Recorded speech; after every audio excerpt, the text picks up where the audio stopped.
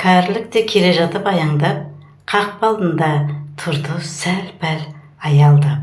Жүгіріп шығып сәлем беріп, құрметпен жағдайымды айтып жатырмын баяндап. Уай кәрілік достым, маған келіп шаршама, жұмысым көп бітпей жатқан қаншама, немеремді жүгіремін жетектеп, мейлі жасым талайға кеп қалса да. Уақытым жоқ, кәрілік-ау, сізге көңіл бөлуге, қоламтадай бықсып жанып сөнуге. Мүмкіндік бер мына қиын заманда тірегі боп, балама көмек беруге. Немерелер жүгіреді апалап, шөлдегендей мейірімге қаталап. Бәр жағдайын жасап қолдан келгенше, кәрімін деп қалай босқа жаталам.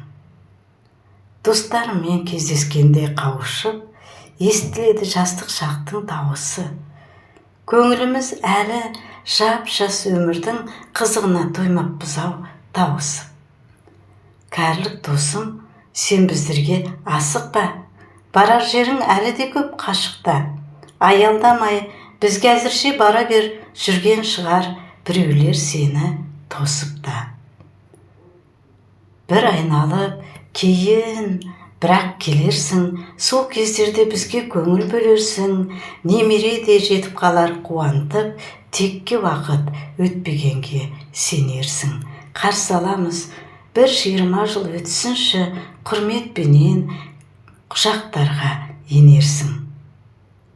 Кәрілік те кете барды бұрылып, менің айтқан әр сөзімнен сыр ұғып, қала бердім қол бұлғап соңынан, жүрегімде жылы шуақ жыр тұнып, жанарымда қуанышты нұр тұнып.